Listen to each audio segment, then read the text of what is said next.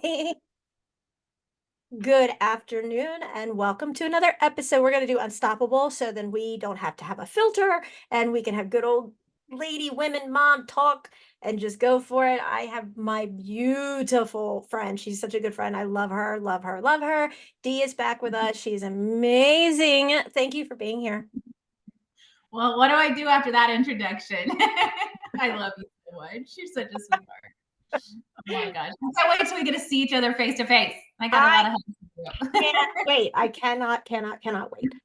So one of the things that we were talking about off air are people's words and actions. And I think that is such a critical topic to have just about life, yet alone, we were talking about Faith being in the hospital and what a whirlwind that was. But just people's words, there's a way to say everything without destroying someone. I mean, people don't think and they say something, and what they say in that moment can stay with someone a lifetime. It's Yep. all about how you say what you're trying to say. Yeah. I mean, how do you account for people's actions when they don't care? They're miserable, so they want to be miserable and they want to bring you into their misery, but then they turn around and act like they've done nothing wrong. I mean, that's classic narcissism. But Yeah. what do you do to try to make that not happen? Yeah. And they should be held accountable. Somebody needs to call them out when they do that. You Absolutely. were telling your story earlier, and it reminded me, I just saw somebody on Instagram saying they knew this guy who the doctor said that he had colon cancer and he had like 3 months to live, and the guy died 3 months on the date, pretty much on the dot. And then later they found out, they did a biopsy and it was benign. It wasn't really what they thought it was, Oh but no. he spoke that over the patient and he took that and his body ran with it. Right. you know it's so important that we're careful what we speak over ourselves, and what you're saying about these doctors. And yeah, you got to speak life over you because every single cell is listening. And our words are so powerful. I was also listening to another podcast yesterday, this amazing find in the pyramids. And they were talking about how the words, they've learned that words can be etched upon the water just with your thoughts now. This is how far we've come with quantum things. Your thoughts can be etched upon water. And now they're finding that even on crystals, and these pyramids had crystal in them. And crystal holds a lot of information and knowledge, like crystal intel in our computers, it holds a lot of knowledge.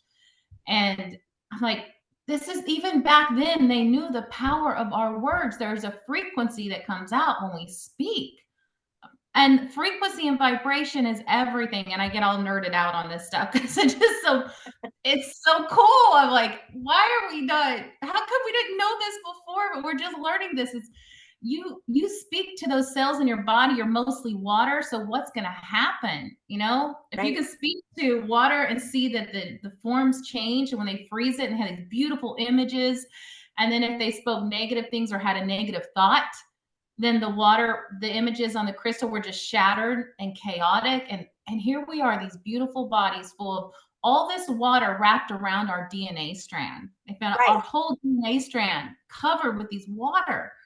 We have to speak life to every single thing, and envision our DNA being filled with life and love and beautiful things. And oh, gosh, I'm so glad you fought for your daughter and you were there telling them, don't say those negative things around her. Right. And it wasn't even just that. It's, I look at how much things have changed since we were younger. And, when we were younger, we would go outside and play until it got dark and we did all these other things. Now today, these kids, first of all, I never went home. I just want to stress that point so that when I say this, it's like, oh, well, maybe I know for a fact that 80-90% of the kids in the ICU with Faith were alone.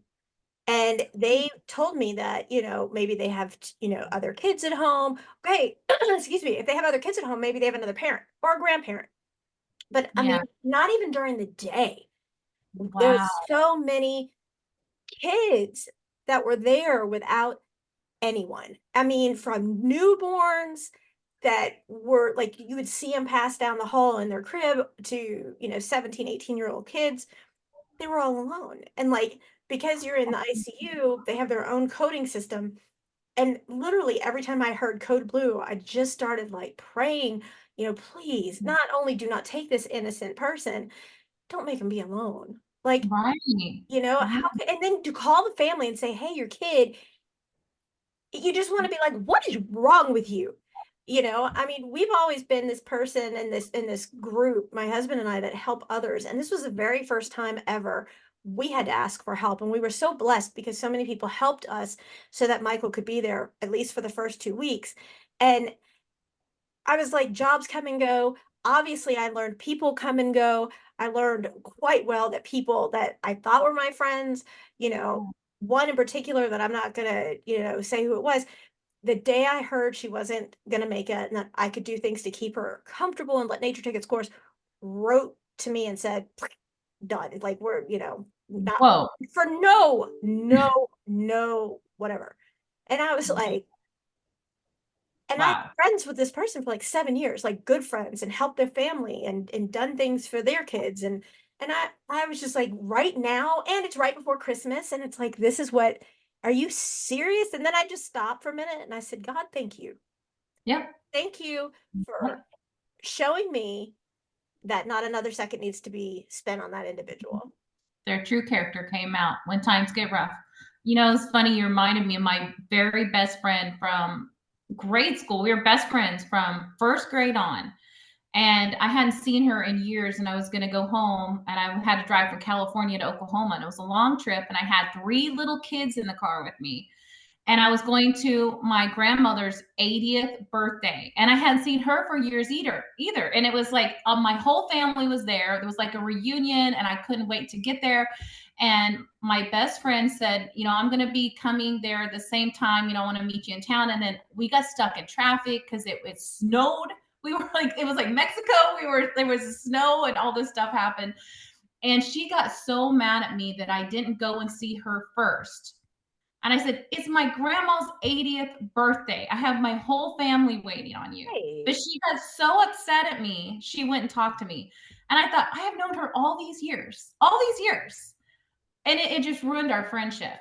And it just completely ruined it. And I thought, that's so narcissistic, like, seriously, you're going to make me choose over my family and my 80-year-old grandma? After this long trip, she had no empathy, no insight. And I'm like, whoa. And then I thought the same thing. Well, you know what? There's a reason why that person is not a part of my life anymore. Obviously, this is something I needed to be shown about her, even after all these years. Like, yeah. what's funny is after my divorce, my ex, another narcissistic thing they do, reached out and found her and became friends with her. I thought, how funny. Yeah. So you can have Wow. someone, Maybe they started dating. yeah. They got to have a buddy in their thing whenever they're going against you. So I'm like, okay, well, now my best friend from grade school is friends with my ex. This is so weird. More power to them. Yep. Yep. You go. More power to them, Yeah. and it's the same thing. Like, I'm no contact with my biological parents, and it's because I don't like the drama, the toxicity, whatever. We know for a fact that they knew about Faith and what was going on, and that's still their grandchild. And literally not a phone call, not a text message, not a word. And they had ways to get a hold of us if they wanted to. Like, my email's been the same forever. They could have gotten my phone number.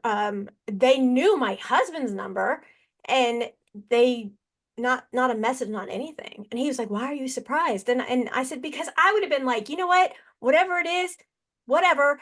What do you need? How can I help?" Like that. It doesn't matter, like when I still was no contact and I heard that my biological dad had COVID, I was like sending messages, can I bring food and drop it off at the door? You don't even have to see me. Is there anything you need? Because that's just the right thing to do. And I can't put my mind in the wheelhouse of how they can do that and go to sleep at night. Like, how do you do that knowing that your grandchild literally was told she wouldn't make it through the night? And you didn't so much as even care to pick up a phone or a text or an email or smoke signals or whatever, and my husband's part of his family was fantastic. And then the other part of his family didn't do a thing either. And Wow. it was, how do you look at yourself? I mean, this is a kid. how do you do that? I Yeah. can't wrap my head into that, because if my grandparents, God bless them, were still here, they would have like crawled into that hospital, and they would have been like permanent statues like I was. They wouldn't have gone nowhere. And to see that, and then see that now there's all these other people that if it's not self-sufficient and self-satisfying, it's like to hell with it. They don't care. Yeah. I can't wrap my head around that psychological thought process. I can't either. There's no excuse for that at all. Especially with today, we have so many ways to access people. It's Right. like it's everywhere. My husband was just telling me about an article he read this morning about how people don't get out and socialize anymore because we have so many ways to do it without leaving our house, and how much it's changing everything. It has changed everything. It's like, but wow, there's no excuse if you can't reach out. Right. I agree. And then, the kids today, I'm like, don't y'all want to have sleepovers or go have play dates or whatever? And they're like, why? We just talked on FaceTime. Or, we just played on video game together or whatever. And it's like, it's not the same thing. Don't y'all want to, and they're all like, so many people are just introverts now, and they just want their electronics. And it's just, what would y'all do if like the electronic grid went down and y'all weren't able to communicate via text or email or anything like that? Like, what would you possibly do? Because all the And kids just want to do is just, that's it. And we're missing out on the part where you meet somebody and you can feel their energy field. And you can tell, you can pick up things from them that you can't pick up. That is how I got in the mess I did. My 11.5 year marriage that was with the narcissist. Hmm. We met on a dating site. And I thought I knew him. But the very first time he showed up at the door, I had this awful feeling in the pit of my stomach. And I remember kind of swaying backwards, like, sorry. I was kind of taken back a little bit, and I didn't know what it was at the time. And then later I was like, dang, like my energy right at the beginning was already telling me something was off with this, and I just didn't listen to those cues, and I just tried to ignore it. And I thought, I know him, we talk on the phone all the time. And I just tried to push it into the back of my mind. But just think about all the things we miss nowadays because we don't get to meet them, first of all, up front. I probably would have avoided the whole thing if I would have met him in person. And my first instinct was to kind of back away. Right. I wouldn't have carried on those conversations, for months and months with this person. And I think this is probably some of the reason why we have some relationship issues these days, because so many people meet online Yes. and they don't know what the real energy of this person. They can be anybody. They can Right. pretend to be anybody. Yeah, it's a big mask, and what is really behind it? Like, who are you? Who are you really? What are you really hiding? Right. Because the Right. narcissist wears a mask. It's one thing behind closed doors, and then it's another thing in public. They care more Whoa. about the public persona of what people think of them than they do the people that they live with. This is so key right now. Do you realize what I think we're just discovering? Okay, so I thought narcissism, like, why is this in the forefront now? Everybody's talking about it. It's like a huge thing. People are exposing narcissists. This could be the whole correlation of how we're meeting people. Because they're so good at, putting that mask on now. People are fooled. Maybe back in the day, before all the social media, people just knew to avoid people like that. They Right. didn't get into those kind of relationships. It Absolutely. gets allowed more of the narcissists to come out and be powerful because they have this. Oh my gosh, that just hit me. Like, that's probably the whole reason. Yeah, Wow. it and you have nothing to know about it, because at first they turn it around you. They're so good. They're so good at the manipulating. Like, they turn it around and spin it on you like you did it wrong, and you made them be the bad person. And they play the victim, and then they go out and tell everybody what a horrible person that you are, and they slam you against everything. And then when you can't provide them anything anymore, then they go on to the next person. But they are going to really taint you every way possible to every single other person out there. Like, they're going to try and destroy you, and they want to tear you down, because, and you know what that means? They're already under you. They're already under you, because Right. they can't lift us up if they're already underneath us. And Yep. if they're tearing us down, and they don't care about anybody but themselves, then what kind of life is that? You know, Yeah. it's a horrible life. And when people put that perception, when you go out and you like literally go into it, you metaphorically go out your front door, shut the door, and you're like, hey neighbor, how are you? Great, I'll bring the, the ribs and stuff on Sunday. And you shut the door and you're like, you son of a bitch, you stopped me from doing this. Why do I deserve this? I do this for you and this for you and this for you. Oh, hi Tom. Oh, hey, how are Yeah. you? Great, thanks. Shut the, and then it's like, why can't you just do this for me? Everything and they spin it, and it makes us feel like Mhm. Beetlejuice. Right. I, Right. seriously, like I am not perfect. I have made my share of mistakes. I own them. I make the, loud and clear. I'm not perfect by any means. But, would I do some of the things that others have done? Absolutely not. I would never use a child to be Right. able to justify to my spouse that I'm spending time with my grandchild because I'm hiding other women. And that's what my bio father did. And he lied to his wife about it. And so when he said, if she ever found out, I'm going to make her believe you made me have this relationship. I didn't stick your tongue in her mouth. I didn't make you invite her out of town. You Wow. I didn't tell my daughter, your grandchild, to lie to your wife about the fact that, oh no, it was just us who gone to dinner. Or, I don't go to my biological brother and say, hey, do you want to see a ton of proof that your bio dad says about you behind your back? Because I know what that would do. That would destroy him. And that's Right. malicious. And I'm not going to do that to him. I mean, I have so much proof because it was always spun around. So he was the victim and I was the bad one. And Exactly. Dargo. right. And I was played against like my brother. I have no relationship with him because he only hear that side.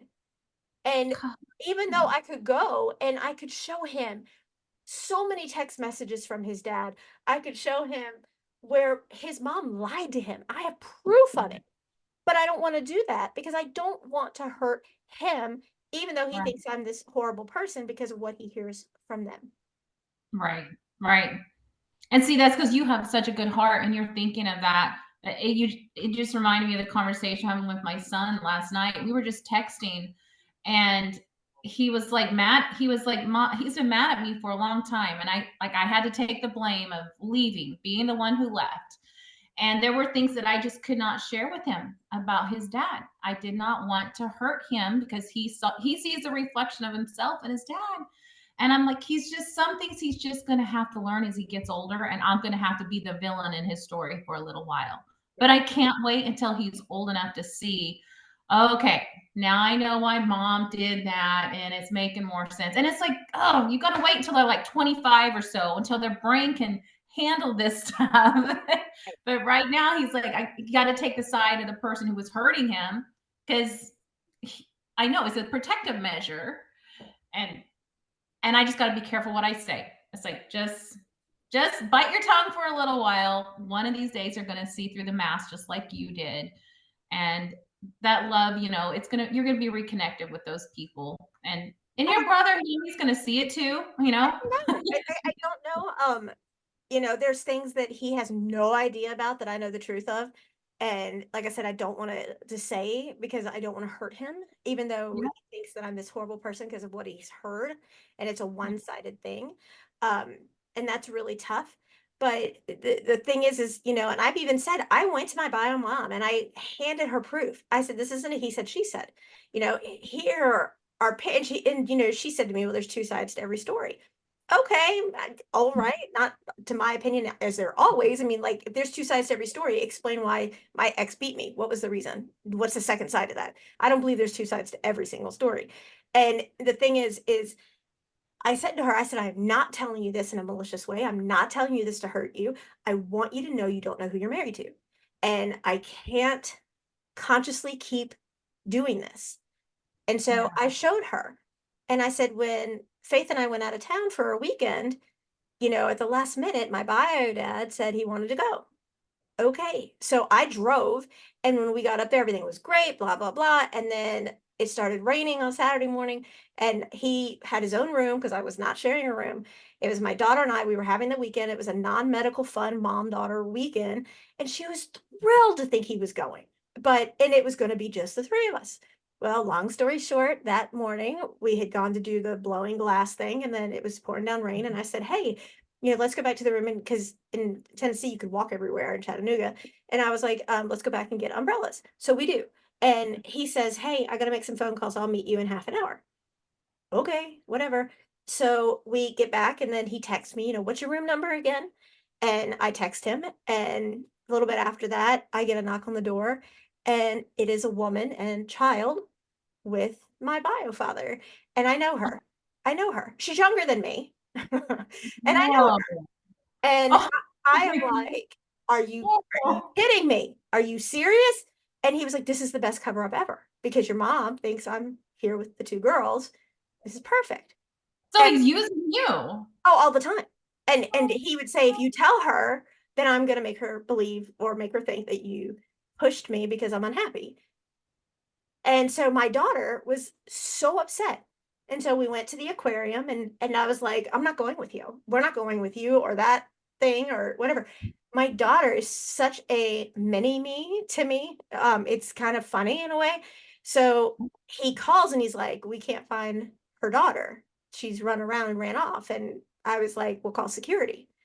And so I was like, "We're gonna go get something to eat. I can't do this. I'm done." So I made the mistake of just saying, "We're gonna go to this restaurant." Well, they show up and come join us. And Faith is sitting there with me, and there's the daughter, the appendix, or whatever you want to call this young thing, and my biological dad. And I'm looking over at Faith, and I'm like, "What are you doing?" And she's like, "Mm." And I look at her, and I was like, "Can I have my phone?" And I look, and she is snapping pictures left, right, and center. And there are pictures of them canoodling. There's pictures of them feeding each other. There's pictures of them all like right next to each other. And Wow. I was like, "What are you doing?" And she goes, "Covering our butts." And I just was like, "Wow." And she had asked him so many times to go to a movie theater with him. And he always, "I don't want to go to the movie theater. I don't like them. I'm not going, yada, yada, yada, blah, blah, blah." So at the end of the night, she was tired, and we were getting ready to have a big surgery in a couple of weeks. That's why I wanted to do this like non-medical mom daughter weekend. And he comes and knocks on the door and leaves the toddler, and they go to a movie. What? And my daughter is like, "Are you serious?" So at like 11 o'clock, she texts him and says, "Where are you? We're still in the movie." Right. What she wants, which is what she wanted to do with grandpa.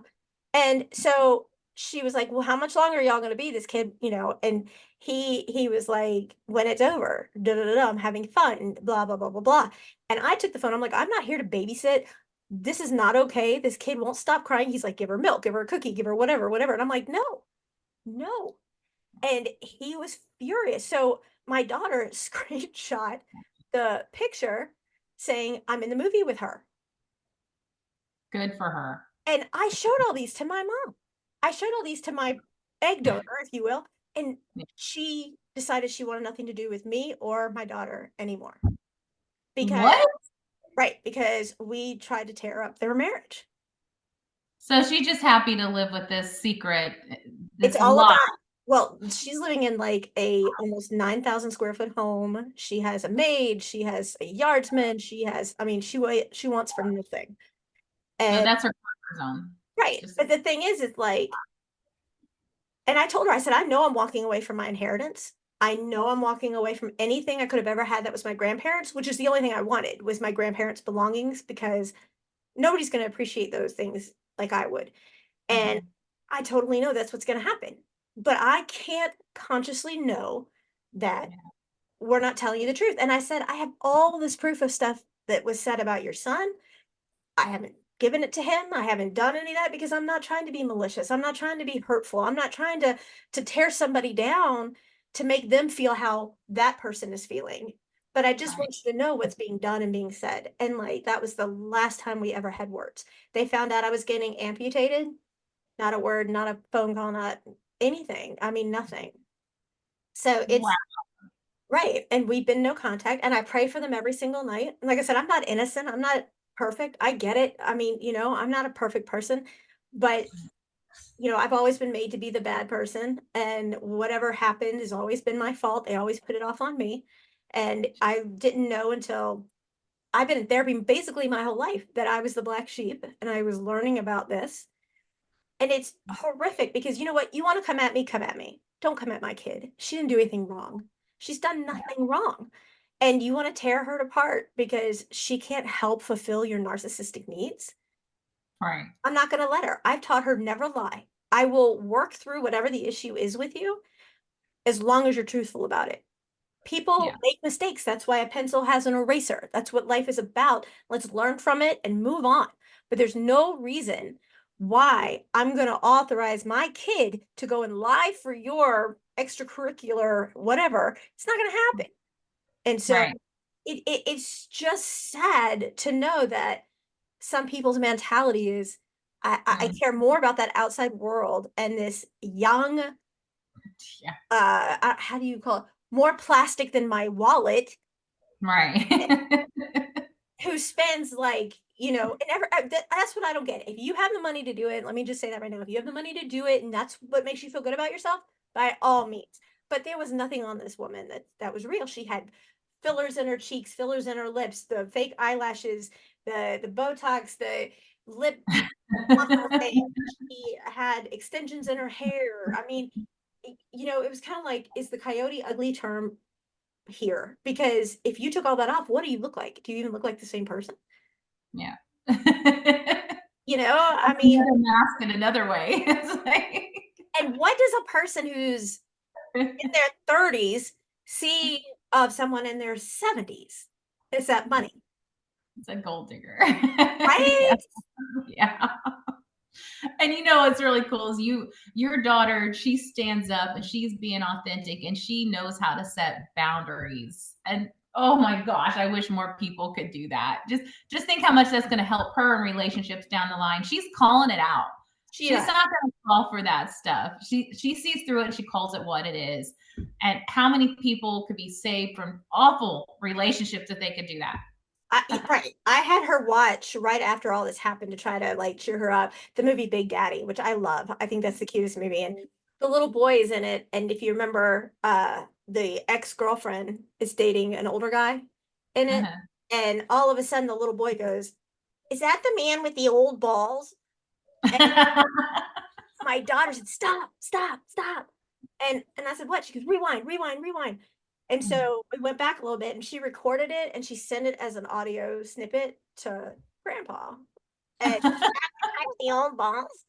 And I thought it was hilarious. It was hysterical, and he got all mad at her. And I was like, "Hey, you know what? You used her as an excuse. So Right. I don't feel for you." But I just, life is too short. Life is too short. You have one heart.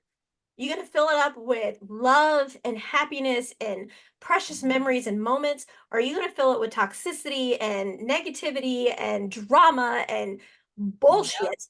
What The what are you lies. going to fill it up with? And what's that going to do to their body? Just think of all the stuff he's got to hide internal, and his body is going to have to find a way to deal with that. The guilt, the shame, all that He doesn't stuff. feel it. He's never felt any of it. I promise you. He's never felt it. And some people are okay with that. They're okay with just living that I that don't know lie. how. I'm telling you, I had to be the milkman's child or I was switched at birth and like somebody put me in the wrong basket because I feel all of that. And I Yeah. don't get it. I No. can't. I have sat there and grasped and like I don't understand their way of thinking.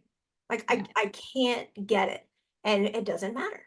I We can't. want somebody to love us when we even feel the ugliest about ourselves. We want to be so authentic with somebody that they love us on our good days and our bad days. And it's hard to think that there are people out there that are okay just living with the fake surface stuff. Right. It's nothing really deep about that. And it will shatter when bad times come because there's no solid foundation there. Right. Got nothing. Right. And I mean you can be miserable and unhappy and life is too short, and I knew things in their marriage, Dee, that nobody knew. And how would I know these things if they weren't true? And I tried to explain that to her. And I was like, how would I know this and this and this and this? And I'm not even going to say them, because not that I think they listen, but not, and I was like, how would I know these things? And it was, I don't know. I don't know. And I mean, seriously, I would have been in her position and been like, what? How do you know this? Like, how do you know all that you're saying? And it doesn't matter. And I said, I haven't taken this to anybody else because I don't want to hurt you. Believe it or not, I'm not this evil person. I'm not trying to hurt you. I'm trying to wake you up and say, this is who you're married to, and nobody else really understands it. And I don't want to hurt anybody else by letting them see all of this stuff. Wow. I mean, it's just, and you know what? You deal with more narcissistic people than good natured people anymore. We're like a Yeah, dying breed. I know. I know. They're just happy to have the fake stuff and look past all of it, and good for them. It's like, I can't live like that either. I know. I I mean, feel the same we way. have, I told my husband, I would rather have a home than a house Mhm. five Yeah. times over. Our whole home could fit in their first story and be plenty of room left over. But I don't care because this is a home. And there's a Yeah. big difference between a home and a house. And there's, unconditional love and happiness, and that makes a big, big difference. You can't Yeah. take it with you. So why don't you just enjoy life while you have it? Yeah. And that's what I just don't get. And then people say words that to me are more hurtful than being. I've had the words and I've had the hits. And the hits heal and they go away. The marks, for the most part, go away, but the words stay with you. No Yeah. matter what you do to try to get rid of them, they stay there. You just have to learn how to live there. They're the hardest. And you have to get to a place where you decide, I'm not even going to give them that energy. I'm not going to let their words hurt me. But it's a long way to get there, especially if that's where you come from. And you're one of those kind of people who that's your love language is words. Right. And they figure that out and then they use it. Dang, it cuts deep. It cuts really deep. It's still like all these years. I've been divorced 6 years, and there's still every now and then I'll have a moment of remembering something that was said to me, and I go, "Dang it! Like, do not let it go there." Just, I know better. I know my story. I know that, yeah, I am loved. And I have to reaffirm myself again. Like my power. Stand in your power. Call back your power to yourself. Don't let anyone else take that from you. And it takes a lot of strength. It does. It takes a lot of strength. How can someone cleanse themselves? What do you recommend for cleansing just the toxicity and just the ugliness? I know that my life turned around so much when I started doing the emotion code stuff and dealing with those low vibration emotions, and just muzzle testing myself and finding out, okay, what does my body want to let go of today? And then releasing that low vibration emotion. And sometimes it takes a little bit to kind of really let that go, because you kind of got to feel it again. And then, okay, but I'm going to let this go now. This it's time to heal this part and then move forward and try to transmute it. And energy healing is so powerful. People don't realize it's so beautiful. It changed everything. And I really look back at the person I was 6 years ago, and I do not see the same person at all that I was. I mean, there's no way the person today would allow a narcissist to have that kind of power over me. Yeah. How No, does one begin that? How did you begin? I just started doing that, like muscle testing myself and finding out if there was something that I needed to release, and working on releasing that trauma and transmuting it, because energy never dies. It has to go somewhere. We are eternal beings, we are electric beings, and all this stuff like science, everything, the quantum, it's all starting to come together, that they kind of had so much more figured out back then before modern medicine, and people are going back to where we came from. And that's releasing these traumas, these energetic things, paying attention to your chakras, your meridians. Chinese medicine has had this for so long. And now more people are starting paying attention to it, that emotions can cause so much damage in our body if we don't stop and deal with it. We need to stop and take the time to deal with it, or you're going to deal with it later. And your body will break down. It will stop. and you're going to be forced to deal with it whether you want to or not. Right. So you got to take those steps and start doing it now, because every time you think you're just turning your head to something and you're not dealing with it, it's not going to work. Eventually, it's going to catch up with you. Oh. Well, how do you find one that's real and not one of these bogus things that are out there that aren't really going to help? Yeah, I think you got to listen to yourself. That's, oh, if we could all just listen to that inner voice, you're going to feel it in your gut. You're going to feel it in your heart. You're going to feel something's just not off with that person, and you better listen to it, or they're going to take a lot of your money and you're going to be out for nothing. It's Right. like, Right.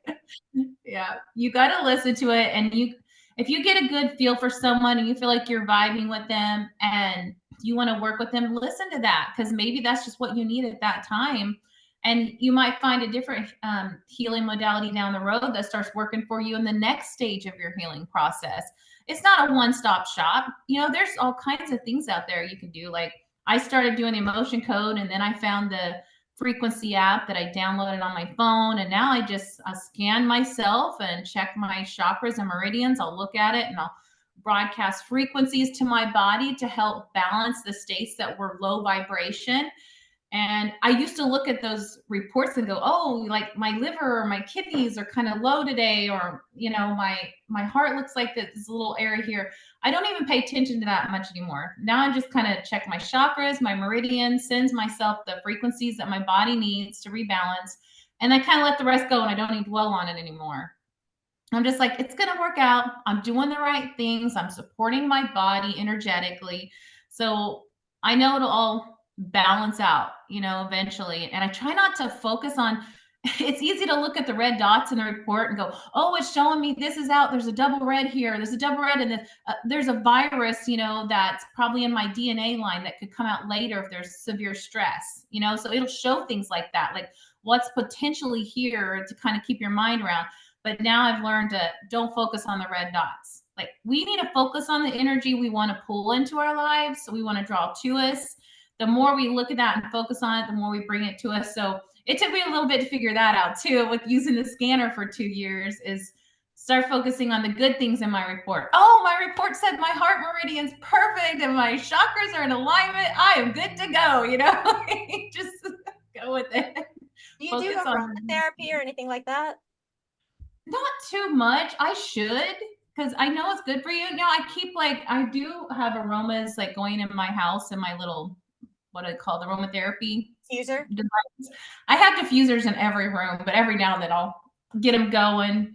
But that's a good way. You can introduce that. You can even imprint aromatherapy into your scanner app and broadcast the frequency of the oil to you, which is really cool, because there's some oils you can't take internally, but you could just put the frequency in there and get the whole frequency of it to support you. What aromatherapies do you like? Which ones do you use? I know the one I've been using a lot is like eucalyptus. Yeah. It's just cleansing. Yeah. And lavender, like at night. I'll do that to kind of wind down a little bit. Those are good ones. Do you use those a lot too?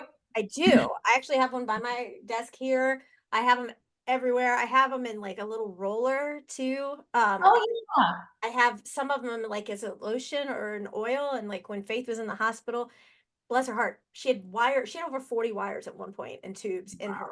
And so I literally took it I took the oil and I rubbed it in her feet. Like peppermint and eucalyptus. And Yes. I rubbed those into her feet. And the doctors, that's why they call it practicing medicine, were like, you can't touch her, you can't stimulate her. And I'm like, let's look at this here. Her blood pressure and her heart rate go down when she hears me sing, when she hears me read, when she hears me talk to her, when she feels my touch. I was in the bed contorted, holding her. And I'm like, I'm not moving, I'm Right. just holding her. And her numbers got so much better. And I was like, Yep. that's what happens when they know someone is in their corner fighting for them because they're loved. They're going to fight harder. And I would just take her feet. I mean, they would come in and wipe her off like like she was dirty shoes. And I was like, no. And I said, after, a good bath, I'm gonna like fix her hair. And I put it in like cute little rings. I said, I can't braid anymore because I'm one-handed, but I'm gonna put her hair in cute little whatever, and I'm gonna rub this oil on her feet. And then every day she had on cute, like different socks. And I had my husband bring up all her own clothes. So she you can't wear, I'm not gonna have her wearing a hospital gown, so she would wear my like long silk shirts, and then I'd have her like little shorts or something underneath, and then she'd have on these, like, she likes these knee-high socks that are all different variations. And I would rub the oil in, and they're like, well, and I'm like, her temperature's 90. Do you know where you lose most of your heat? Why do you care that I have this on her feet? Your hands and your head and your feet. Yep. Or I would do menthol, like I would take Vicks Vapor Rub and I rubbed it on her feet when she was having breathing issues. And because they Yes. were trying to take her vent out and then get her on room air and go through that process. But I would rub just enough where she would get it into her system and she could, just to relax her and use the pressure point. And they're just like, well, why are you doing that? I'm like, why are you speaking? Why are you speaking? Like, It's I'm the not biggest organ here. in the body. What is they're doctors. Come on. Right. And I had my husband bring a lot of her drawings and I had them put all over the wall in front of her. So when she opened her eyes even a little, she got to see all of her drawings. And I had pictures, family pictures on the wall, and just so she could see those things. And we had like books and all these other things everywhere. And, we were reading all the time, and I would listen to her music and we would sing and we would do all these things. And, I would just be like, you can't talk, but you can wink, you can blink, you can, anything. And she responded that way. And it was just, you need to know that you are not alone and you're not fighting this alone. And, when I'm sitting here watching her and she's coding, and, it's the scariest time of your life because that's my kid in that bed. And, when she was a tiny baby in the NICU, she coded daily until we had to put a tracheostomy in. It never gets easier. It gets harder. To me, it gets harder. And to literally sit there and know that your child's had 15 surgeries in less than 2 weeks, that is just stupid crazy. I'm sorry. That is stupid, stupid crazy. And if I'm gonna rub freaking oil on her feet or Vicks Vapor Rub on her feet and you have an issue with it, you know what? Catch me at my best and write me a comment card. That's all I got to say to you, because I am going I'm not giving her anything. I'm just rubbing her feet, letting her know. I mean, you're not even turning her. And technically, you're supposed to turn a bedridden patient every 2 hours, and you're not. So if I want to rub her feet, then I'm going to rub her feet, period. Right. You I'm know, so glad you listened to that. That was your inner knowing. Your higher self knew this. You knew this. I'm so glad you listened to that. Wow. You heard that story about the NIC unit where there was the twin, there was a baby that was dying. It was a twin and it was all turning white and blue. There was pictures of it somewhere. And they thought they were going to lose the baby. Actually, I think the baby did stop breathing or something. And they decided to put the other one in to say goodbye to it. And they put it in the little unit. And then all of a sudden the color started coming back. And they were like, this baby's breathing. Like, how important. Now we know that they have people go in NIC units to hold babies specifically because human touch is so important. And you knew kangaroo that. care. Absolutely. Yeah. Just letting them know. I mean, in the kangaroo cares, letting them like lay right here, their head on you so they can feel your heartbeat, or, something of that nature. But it's the simple thing of like, just, you can't stimulate when they're in this sedative state, but you can talk to them. You can, hold their hand ever so gently. And so what I did was, because the doctors are like, you're not supposed to do that. So I had her hand on my nub, my amputated arm. And I'm like, what do you think? I'm stimulating her? Like, I have no fingers to stimulate her. So just sit, I mean, the fact that you get to go home at the end of the day and you're going to go and live your life. I mean, and they would say, well, this is the case or this is the patient. No, no, no, no, no, no. This is my daughter. Her name is Mm-hmm. Faith. He has a Let's name. start there.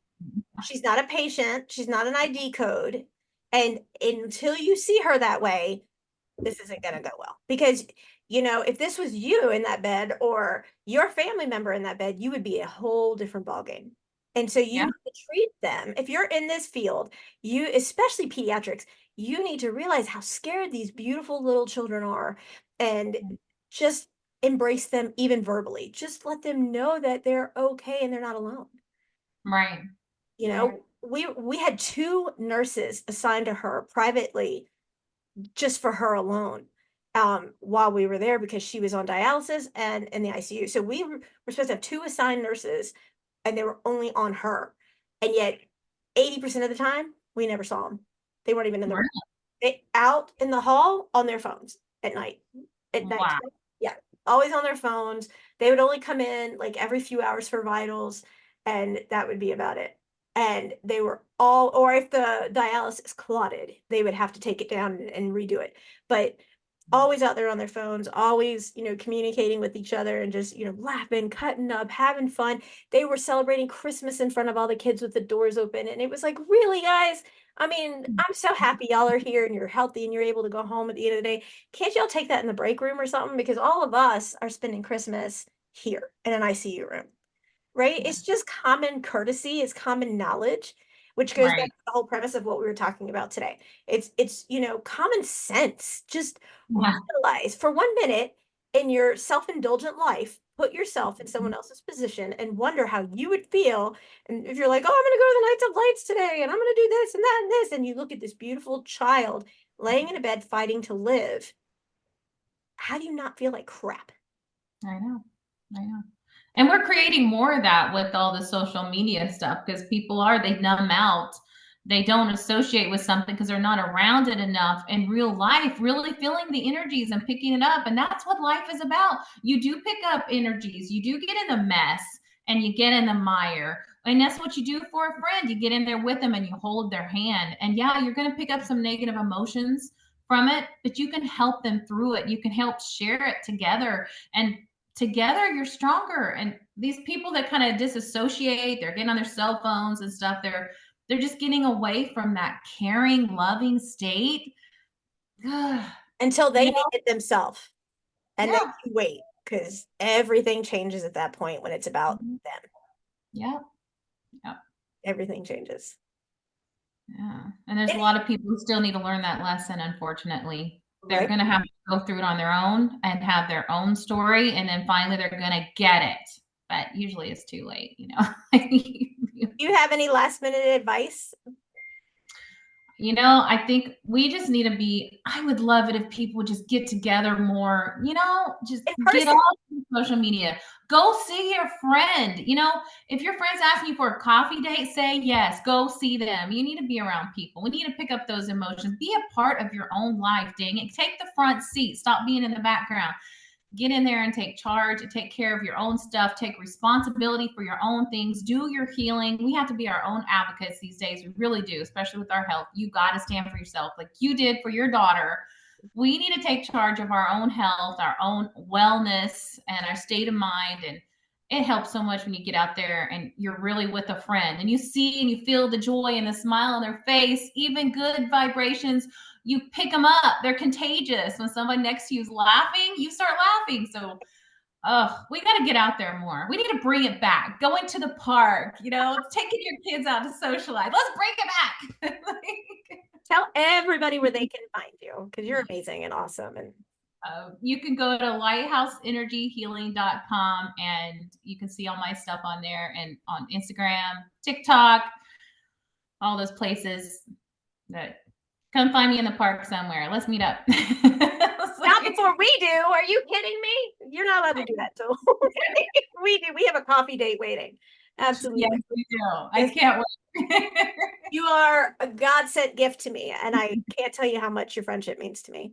You are too. You're such a sweetheart. Oh, thank you. I appreciate you. Well, I hope you will come back on with us again soon I would love that. I would because you're love awesome. it. Awesome. You too. Awesome. And I will make sure everybody knows how to get a hold of you because I'm going to put it all in the notes. All right. Thank you so much. Give your daughter some love from me, okay? Absolutely. I was telling her before we recorded that my daughter saw her and goes, Mom, she's beautiful. And I was like, I'll tell her, but when you see somebody, you tell them that because that just makes their day. It's something that simple that turns someone's whole day around. Just that simple. I mean, it's the words that could ruin your day. It also can make your day. I'm one of those weirdos that will randomly say that to people too when I run into them at the store or something. I'll be like, "Oh, I love your hair," and they're just always so surprised. Like, I'm like, I love giving people compliments. So on behalf of Faith, you're beautiful. And myself, you're beautiful. you, you are too. I Thank love you guys. We love you. Thanks so much. Okay.